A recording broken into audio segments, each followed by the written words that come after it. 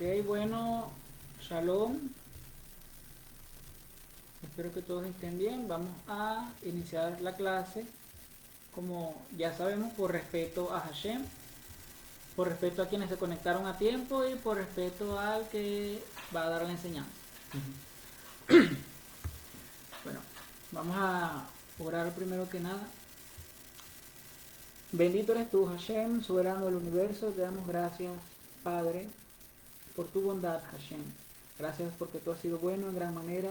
Nos has otorgado vida, salud, bienestar, Hashem. Y hoy podemos disponer de nuestro tiempo para servirte. Hashem, toda rabá, Shata, Noten Lanu, Etahaim Haseh, Hashem. Gracias por la vida que nos has dado para eterno. Gracias porque nos haces parte de tu pueblo, Hashem. Y hoy hacemos memoria de aquello estudiando tu sagrada Torah. Abre nuestro entendimiento, Hashem, para que podamos recibir lo que tú quieres darnos. Amén. Ok, estamos en la parashat Vaet Hanam. Vaet Hanam es la segunda parashat de Sefer Devarim. Leemos el texto. Baruch atah Adonai Eloheinu melech haolam asher bahar banu mikol chamim venatan lanu et torato. Baruch atah Adonai noten haTorah. Amén. Bendito eres tú, Hashem, nuestro Eloah, soberano del universo, que nos escogiste de entre todos los pueblos y nos entregaste tu sagrada Torah. Bendito eres tú, Hashem, donador de la Torah. Amén. Yavir Moshe Shalosh Arim Be'ever Hayarden Mizrecha Shamesh Lanus Shama Rotzeach Asher Yitzach Et Rehu Bibli Da'at Vehulo Shone Lo Titemol Sheloshim Benas El Achat Min Jaerim Jael Vahai El Betzer Bamidbar Be'eretz Hamisur La Rubení Be'et Ramot Begilat La Gadi Be'et Golan Bibasan La Menashí. Entonces apartó Moshe 3 ciudades a este lado del Jordán al nacimiento del sol, para que huyese allí el homicida que matase a su prójimo sin intención, sin haber tenido enemistad con él nunca antes, y que huyendo a una de estas ciudades salvase su vida. Becer en el desierto, en tierra de la llanura para los rubenitas, Ramot en Gilad para los gaditas, y Golán en Basán para los de Manasés. Ok. Ya nosotros sabemos el contexto de la parashá Vaet Hanan. Es cuando Moshe comienza hablando de la súplica que hizo a Hashem. Y creo que este punto de la súplica de Moshe la hemos estudiado todos estos años. Obviamente hemos aprendido muchas cosas. Y no porque sea suficiente vamos a saltar otro punto. Es decir, todavía podemos seguir aprendiendo de la súplica de Moshe. Sabemos que el conocimiento de la Torah es infinito. Sin embargo, también para tratar de cubrir otros aspectos de la parashá, quise tomar este punto acá que es muy muy interesante y es necesario que prestemos la mayor atención posible. Fíjense, la parashá Vaet Hanan no comienza con este texto. Esta recién es la tercera aliyá. Pero quise traerme el texto con el propósito de anclarme aquí para comenzar el comentario. La parashá Vaet Hanan en esta parte nos habla de que habían 6 ciudades, la parashá en el Sefer Bamidbar en números nos habla de que había o debían haber 6 ciudades de refugio. En esta porción nos habla solamente de las primeras 3. Entonces aquí corrijo un error en la traducción. Dice Becer en el desierto, en tierra de la llanura para los rubenitas. No es que es para los rubenitas, sino que estaba en el territorio de los rubenitas. Porque esta ciudad de refugio estaba en el territorio de los rubenitas. Igual Ramot en Gilad estaba en el territorio de los gaditas. Y Golán en Basán estaba en el territorio de Manasés. No es que era exclusivamente para Manasés, no, es que estaba en el territorio de Manasés. Y la parashá, la Torá también nos da contexto anteriormente sobre esta parte. O sea, ¿por qué ciudades de refugio? ¿Cuál es el propósito? Y eso es lo que vamos a comprender en todo esto. Pero para dar como que un contexto sencillo, en primer lugar, eh, se habla de dos casos de homicidio. Homicidio es cuando una persona mata a otra persona. A nivel general, homicidio es el término general. Ya si es asesinato, si es todo aquello, ya ahí cambia según las causas y todo aquello.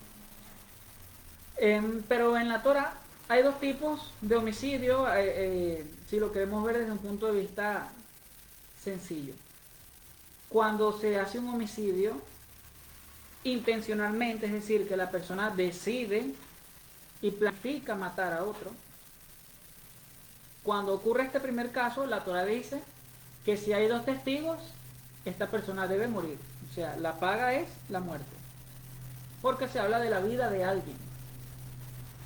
Pero también la Torah nos habla de otro punto, y es cuando hay un homicidio de manera involuntaria. Cuando hay un homicidio de manera involuntaria, cuando la persona por un accidente mató a otra sin querer. De hecho, aquí esta porción hace énfasis en eso, en que era involuntario, o sea, la persona no era ni siquiera enemigo de esta víctima, ¿no?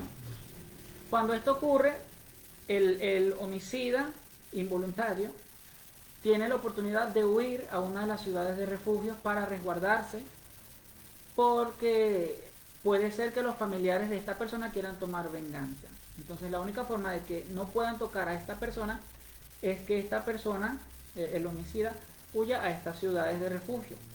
Yo pregunto aquí para abrir un poquito debate.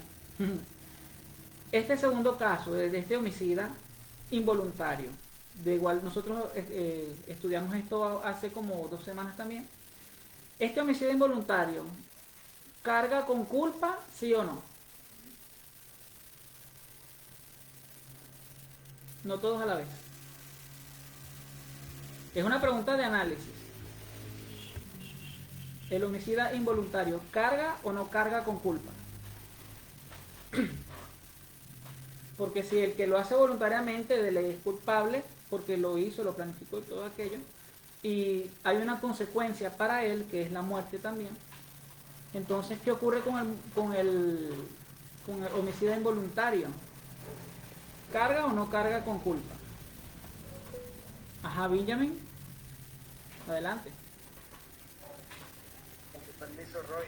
Yo digo que por sí carga con culpa porque a pesar de que no fue voluntario, es que a quien le hizo esa falta, su ni a familia, la conciencia no es tranquila. Disculpa, no escuché bien porque se escuchó otra voz. Si puedes decirlo un poco más alto, por favor. Se escuchó como que otra voz ahí de fondo y no se cruzaron las voces. No sé si ahora sí se escucha. Sí, habla un poquito más alto para poder escucharse. Ok. Yo digo que sí carga con culpa porque por más que no lo hizo de premeditación, esa persona que le causó daño tiene familia. La conciencia, por más que sea, al quitar una vida, no queda así tranquila. Por eso es que también nos mandan a la ciudad de refugio, porque lo pueden perseguir también, la misma familia puede tomar venganza. Entonces, de por sí, no tiene la conciencia tranquila. ¿Tú estás seguro? ¿Ah? ¿Tú estás seguro? Es mi opinión, se me la está viendo y eso es lo que yo pienso. Es correcto. Sí, sí, es así. Se carga con culpa. El hecho de que tenga que ir a ciudades de refugio significa que hay una cuenta pendiente con él. Quizá lo hizo involuntario, pero por eso Hashem le da como que esa oportunidad de refugiarse.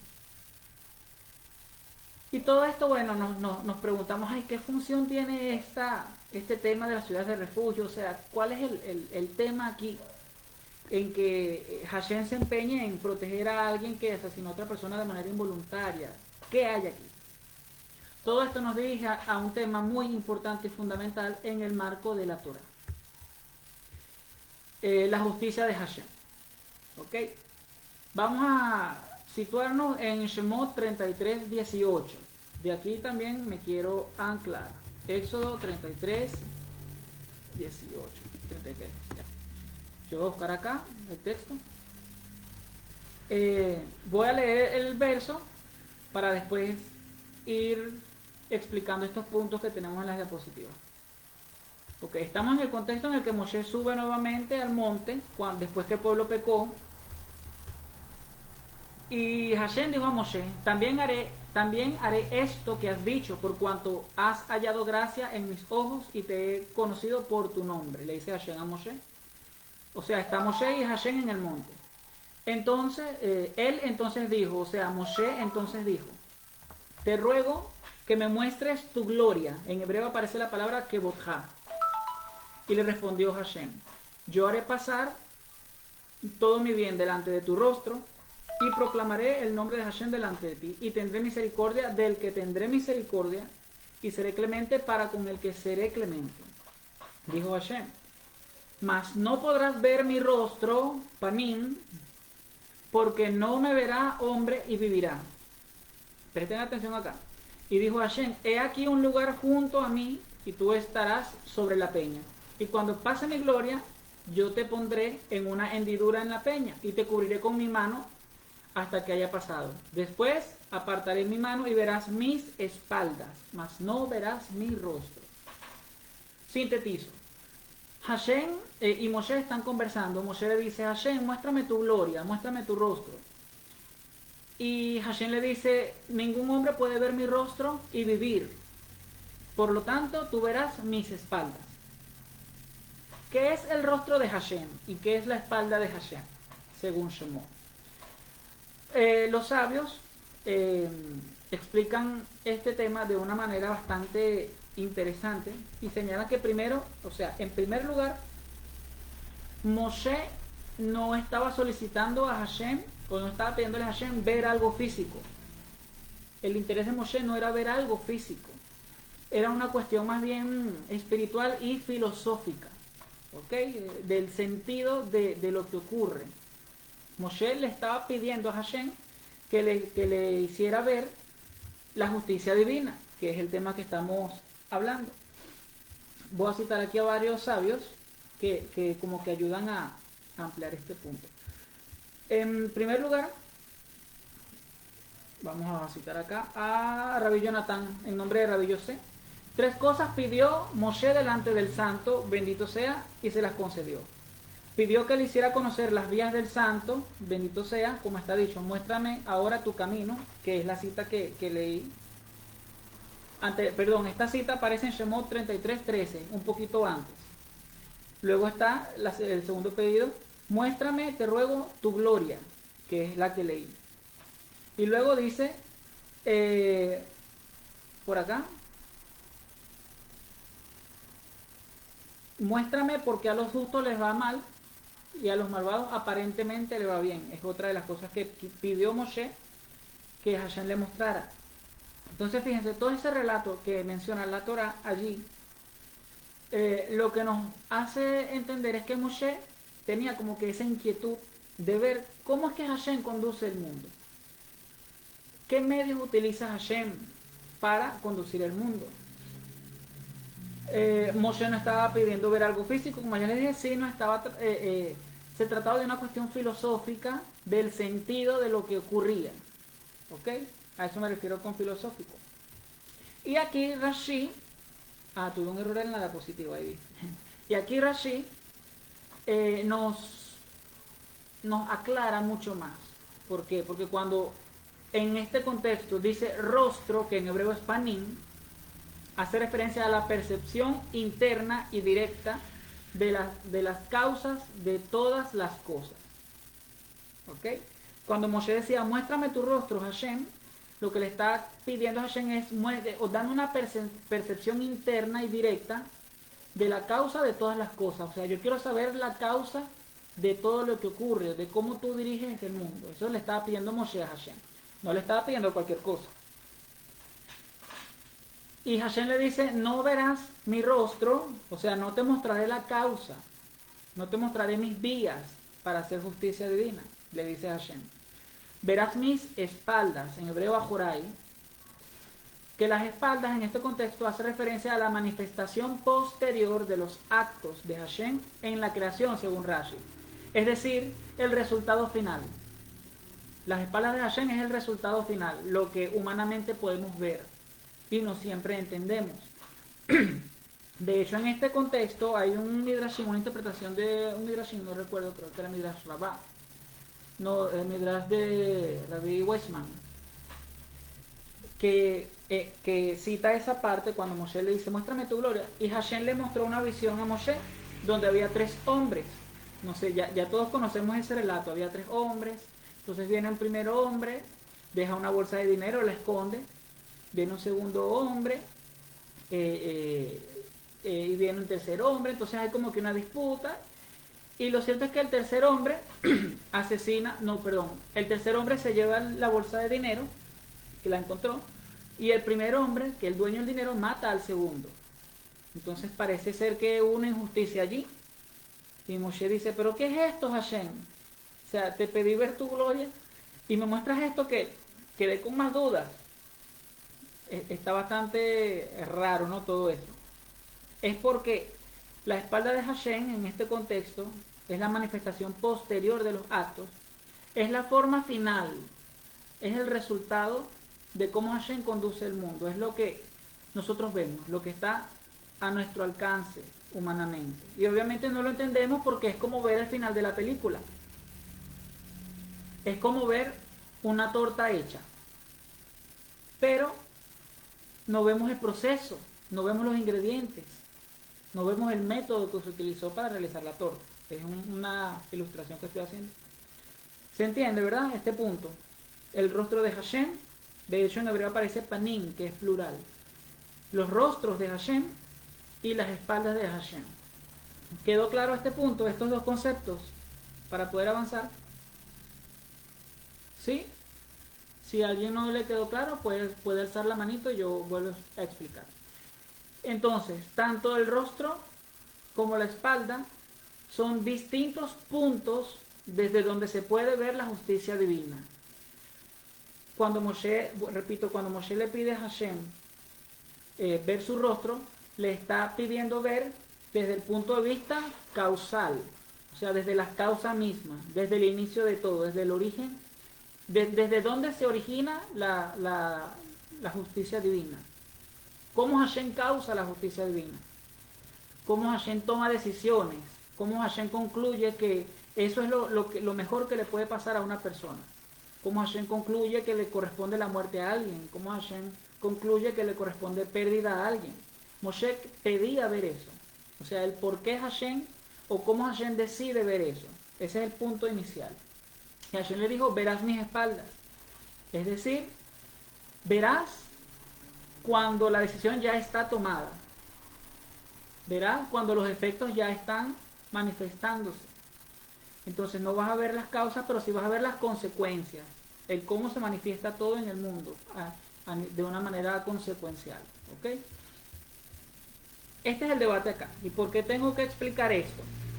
Porque allí hay también otra cuestión que entender. Y ya ustedes van a ver dónde vamos a aterrizar todo este asunto. Si alguien tiene preguntas hasta ahora, ¿quién tiene preguntas? ¿Nadie tiene preguntas? Ok, entonces continúo. Okay. ¿Por qué Hashem le dice a Moshe que iba a ver sus espaldas? La justicia de Hashem es imprescriptible.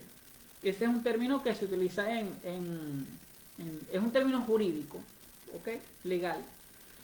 Se habla de que algo es imprescriptible cuando el tiempo pasa, pero la justicia no caduca. Saben que hay ciertos crímenes o ciertos delitos que no prescriben, es decir, puede pasar 10, 15 años, pero si dan con la persona, hacen justicia. O sea, el tiempo no es un factor que limita la justicia, eso a nivel de leyes humanas. Bueno, la justicia de Hashem no prescribe. Hashem tiene la potestad de hacer justicia cuando Él desee, cuando Él determine. No hay un factor tiempo que lo limite. No es que alguien puede pecar hoy y dice, ya, si pasaron 15 días y no pasó nada, entonces quiere decir que ya no me puede castigar por eso. No. O sea, la justicia de Hashem no tiene ese límite de tiempo. A eso me refiero con el principio de imprescriptibilidad. Sin embargo, la justicia de Hashem traspasa las condiciones humanas. Y por eso Hashem le dice a Moshe, ningún hombre ha visto mi rostro y ha vivido. Hay un comentario aparte, que es interesantísimo también, que de ese mismo relato, creo que es Rabí, a ver, por acá lo tengo, Rabí Yosef, no, Rabí Itzhak, señala que cuando Hashem le dice, vas a ver mi espalda, dice que Moshe observó el nudo posterior de los tefilín de Hashem. Saben que los tefilín, de hecho aquí está en la diapositiva, son las cajitas de oraciones que se colocan y atrás hay un nudo, el que va en la cabeza. Este nudo que está atrás fue el que vio Moshe, según la interpretación de Rabbi Itzhak. ¿Y qué significa eso? Significa que la única forma de entender la justicia divina es viéndolo desde atrás, es decir, desde la historia, desde lo que ya ha pasado, desde lo que ya ha ocurrido. Y solo haciendo nudos, un evento con otro, anudamos, o sea, emparejamos esto con esto, comprendemos, es que logramos dar con la justicia divina. Ah, no, es que resulta que esto pasó anteriormente y esto después, y aquí hubo justicia divina, porque entonces Hashem determinó, según todo esto que ocurrió, que esto era lo justo. ¿Sí me estoy explicando? Entonces, eso que explica Rabbi Itzhak del tefilín de Hashem, que Moshe observó, es una referencia a que solo nosotros, humanamente, solo podemos entender la justicia divina en retrospectiva, o sea, mirando hacia atrás, mirando a la historia, mirando a lo que ya ha ocurrido y atando eventos unos con otros para poder tener como que un panorama completo de cómo Hashem ha actuado. ¿Y qué nos quiere decir esto también? Cuando, por ejemplo, dice que traspasa las condiciones humanas, que nosotros los seres humanos tenemos limitaciones psicológicas y por eso no podemos ver el rostro de Hashem. El entendimiento humano no tiene la capacidad de comprender la justicia divina. Humanamente no hay forma de comprender la justicia divina tal cual Hashem la presenta, desde sus causas. Y yo podría pensar que si un hombre o una persona pudiera recibir esa revelación de cómo Hashem dirige todo desde las causas, desde el origen, esta persona no quedaría cuerda después de eso, no quedaría en sus sentidos después de obtener tal nivel de información, porque asumo que es un nivel de conocimiento tan elevado que la persona quedaría aturdida al ver cómo Hashem dirige el mundo y cómo es tan perfecta la justicia de Hashem. Y también tenemos las limitaciones físicas, el tiempo y el espacio. ¿Por qué? Porque cuando hablamos de justicia divina y de que la justicia divina es imprescriptible, es decir, no se limita al tiempo, puede ser que nosotros nos vayamos de esta tierra y la justicia divina continúe. ¿Ok? La vida misma de nosotros no nos va a alcanzar para entender la justicia divina. Así como hoy pueden estar ocurriendo eventos, Hashem permite que ocurran eventos, y nosotros no sabemos el por qué, pero resulta que esos eventos son justicia divina que Hashem decretó desde hace generaciones atrás.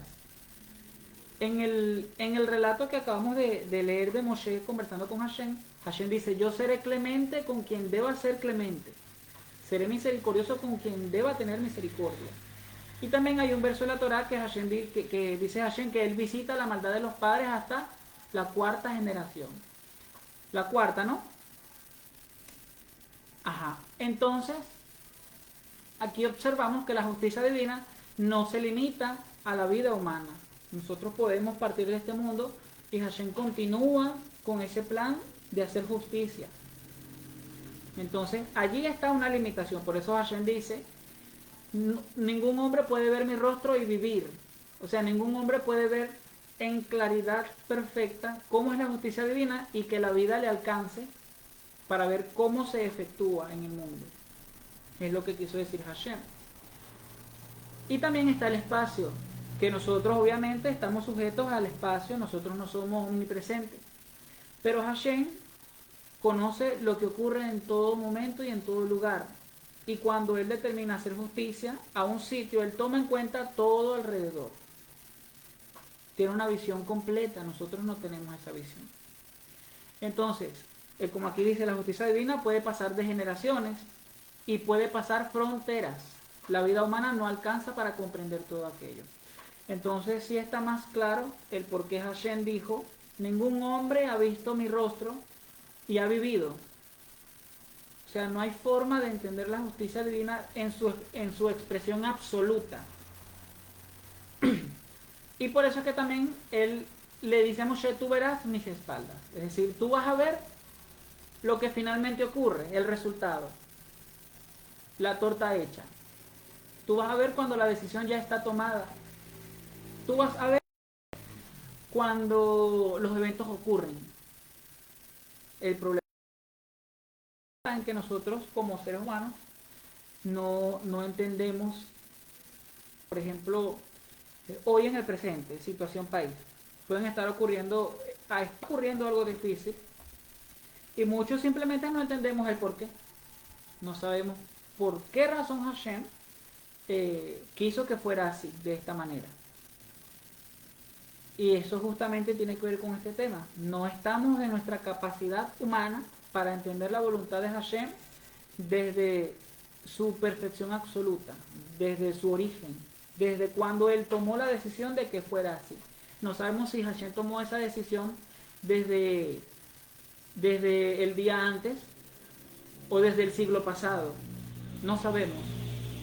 No sabemos desde cuándo Hashem tomó esa decisión y tampoco sabemos qué criterios utilizó Hashem, ni de qué cosas Él se agarró para hacer este tipo de justicia divina. No lo sabemos.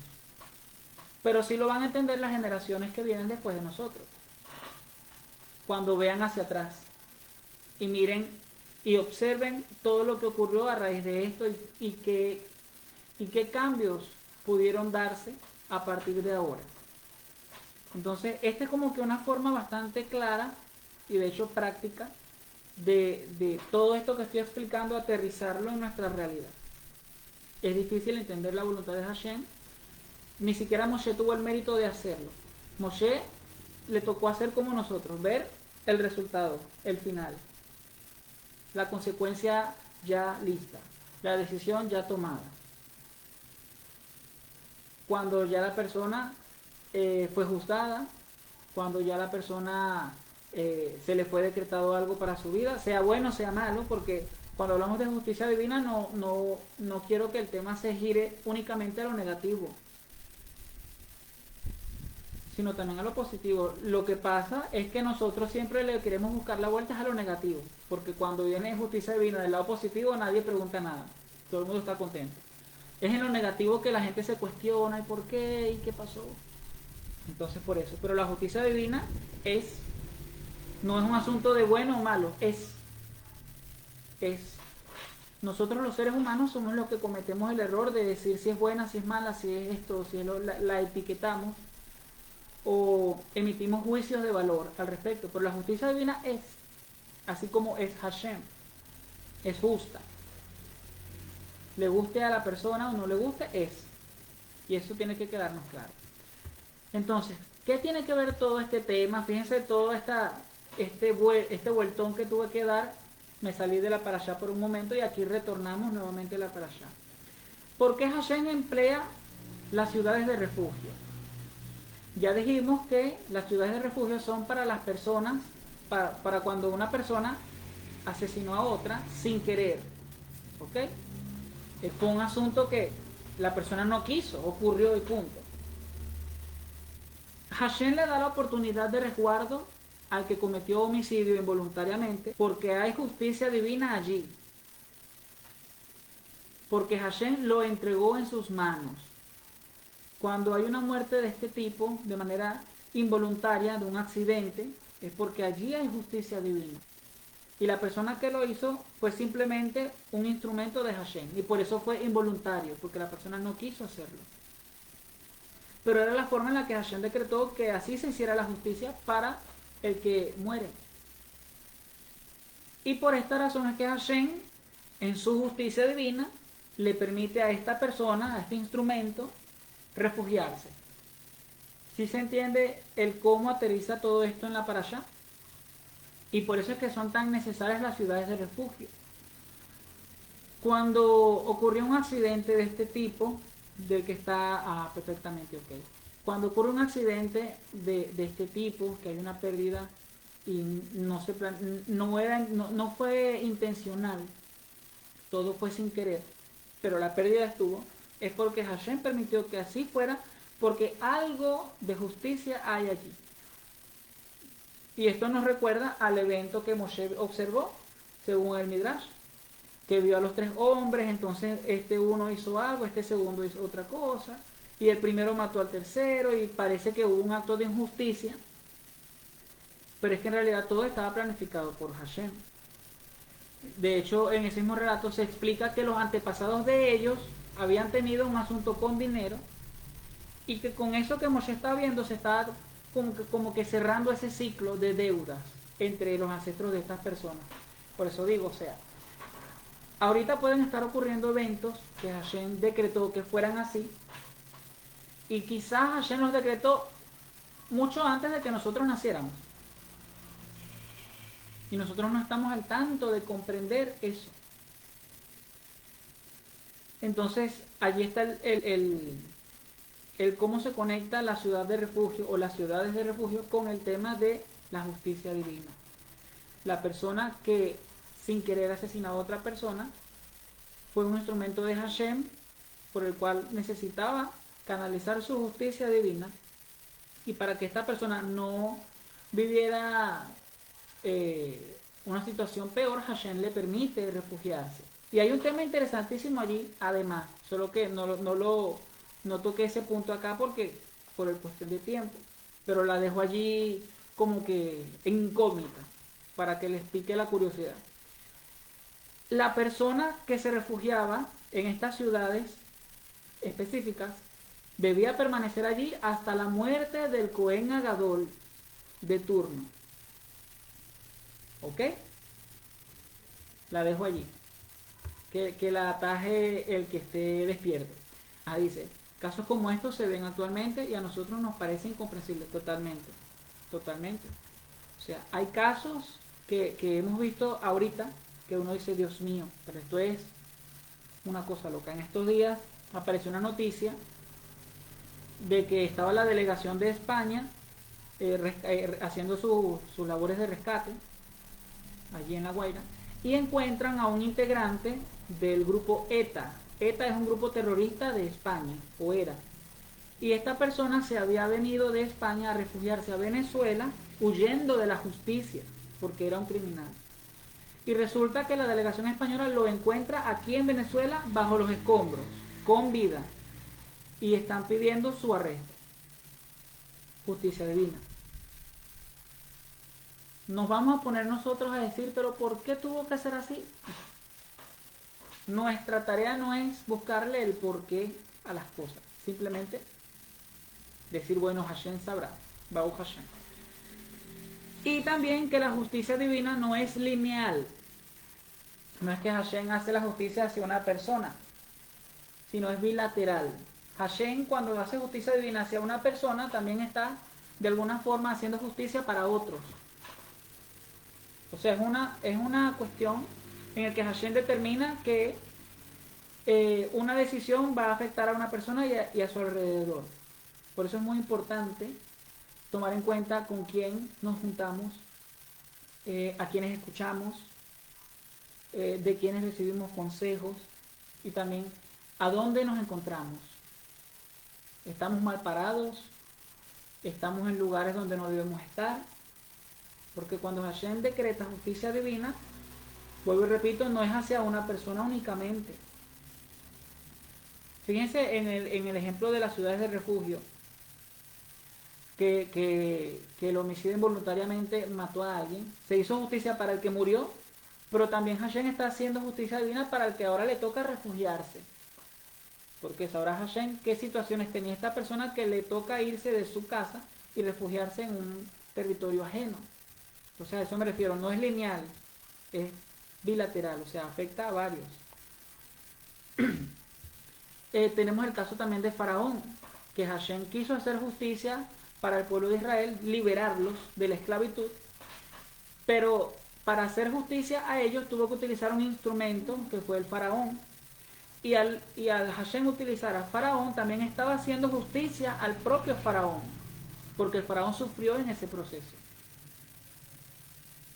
Entonces ahí vemos otro ejemplo, que Hashem hizo justicia para todos. No de la misma forma, pero todos igual vieron la justicia de Hashem. ¿Preguntas hasta ahora?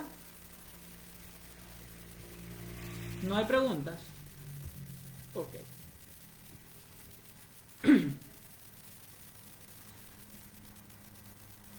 Vamos a saltar a la siguiente diapositiva. Ok.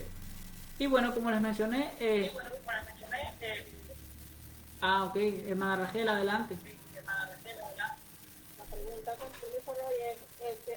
¿hasta qué tiempo ellos quedaban allí, las personas de refugio, donde él hiciera hasta que murieran El Cohen Agadol. Sí. O también hasta que los familiares de esa persona ya no murieran. O sea, tenían que ser justamente cuando... Sí, fíjese. Y en este caso, otra pregunta, en este caso no había los jueces que dictaminaban pues que si cómo lo hizo y lo podían liberar, no tampoco existía para ese momento. Sí, ya, buena pregunta. Buena pregunta. Fíjese. Primero, sí había jueces. De hecho, para que la persona se fuera a una ciudad de refugio no era decisión propia. El caso iba a las autoridades, a los jueces, ellos evaluaban la situación, los testigos, todo el tema, evaluaban el contexto, porque entonces si no, ¿cómo ellos iban a determinar que fue un accidente, que fue involuntario? Necesitaba primero pasar por una corte. Así que sí había jueces.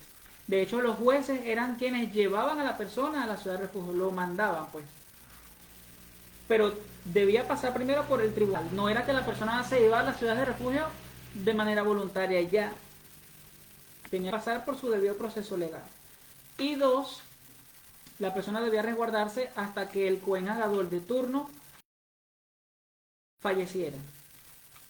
Y ahí hay una relación importantísima, que yo no se las voy a explicar, estudienla, porque es súper, súper interesante y tiene que ver con todo esto que estoy hablando de la justicia divina. Pero sí, hay bastante tela que cortar respecto a la vida del... O sea, ¿qué tiene que ver la vida del Cohen Agadol con el refugiado? De hecho, ahí hay implicaciones mesiánicas, incluso. Hay muchas referencias de Mashiach allí. Luego, vámonos a las reflexiones. La primera, ¿cuántos eventos presentes ocurren hoy en día que son actos de justicia de parte de Hashem, iniciados en tiempos donde aún no habíamos nacido? O sea, hoy en día nosotros estamos presenciando cualquier cantidad de cosas que Hashem decretó desde hace rato porque él consideró que era justo. Nosotros simplemente vemos la espalda. O sea, vemos el resultado, el final, el resultado final, sino que está mal dicho. Vemos la consecuencia ya aplicada. Vemos cuando las cosas ya ocurren, pero no vemos las causas. No vemos no vemos lo que llevó a Hashem a tomar esa decisión. O sea, es un tema bastante complejo.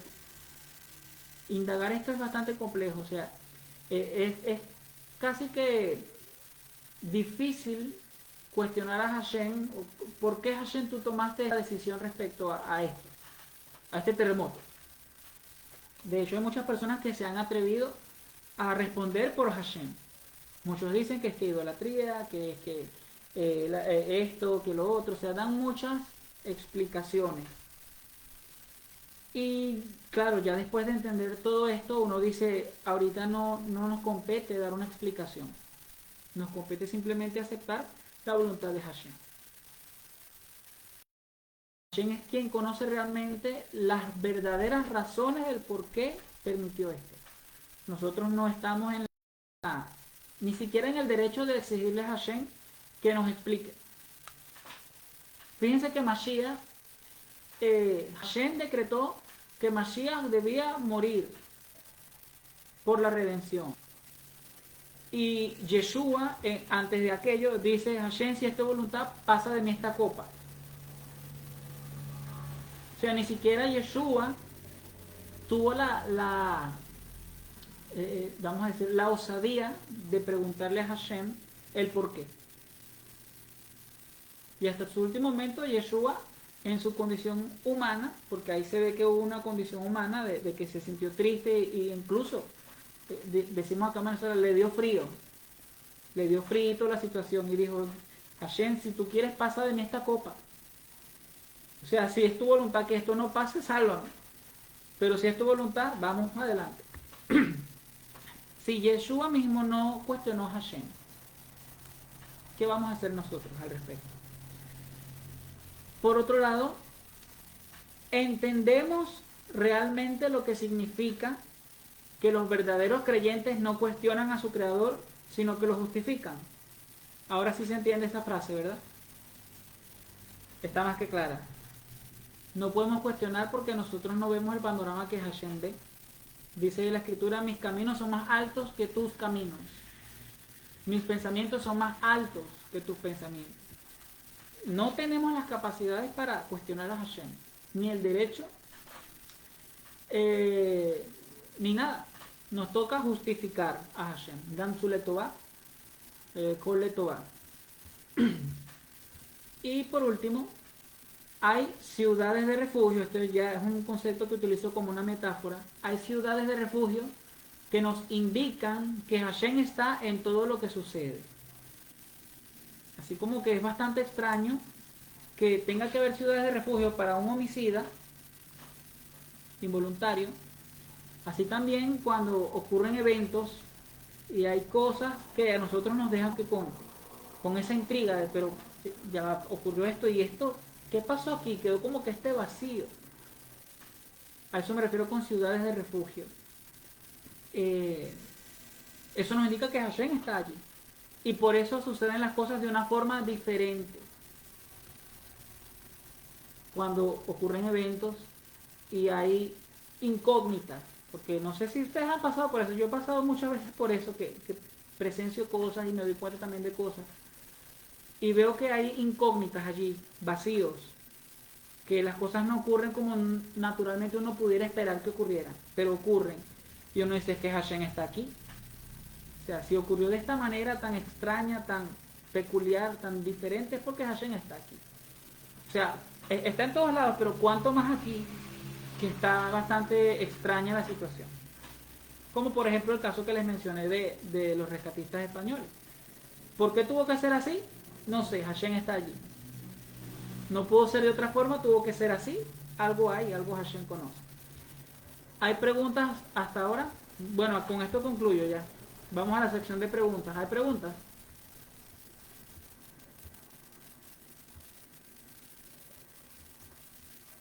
Y no saben cuánto resumí. Creo que les voy a pasar el escrito igual por el chat para que lo tengan allí. Les voy a pasar en PDF. Porque hay bastante redacción al respecto del tema. Entonces, ¿hay preguntas? ¿No hay preguntas? A ver, hable ahora o calle para siempre. Dice acá, interesante la clase. Sí, este es un tema. De hecho, les cuento que esta clase la estaban conversando ayer también en la clase que yo recibí como estudiante.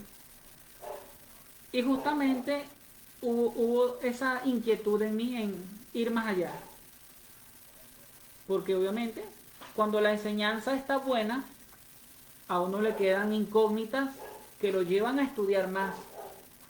Cuando usted queda con incógnitas, significa que la enseñanza le, le, le despertó un interés. Yo quedé así con la clase de ayer y de esa incógnita, de esa inquietud, desarrollé toda esta parte, que es muy, muy interesante, ¿ok? Así que sí, es un tema importantísimo. De hecho, hay mucha literatura rabínica al respecto. Yeshua también enseñó muchas cosas al respecto de esto.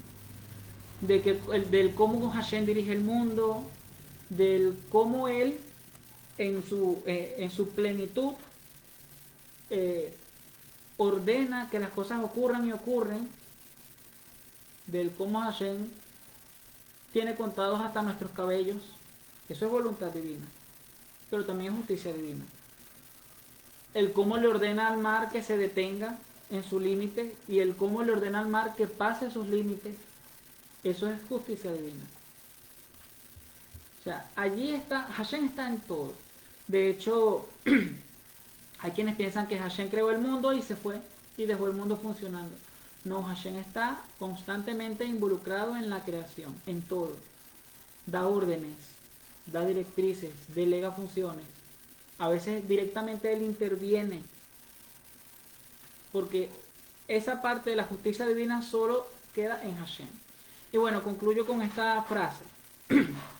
Y con esta frase les dejo de tarea que por el grupo principal, por donde les pasé por el grupo principal, dejen una explicación de qué se refiere esa frase. La frase es Sedek Tirdof. Justicia, justicia, perseguirás. Esa es la tarea. Interpretenme esa frase con todo este contexto que les expliqué. Entonces, bueno, Shalom, nos vemos este Shabbat. Tengo otro punto de esta parasha interesantísimo también para este Shabbat, así que vamos a tratar de asistir todos, porque va a ser bastante interactivo también. Shalom, Hashem les bendiga. Para cortar aquí. Finalizar. Listo.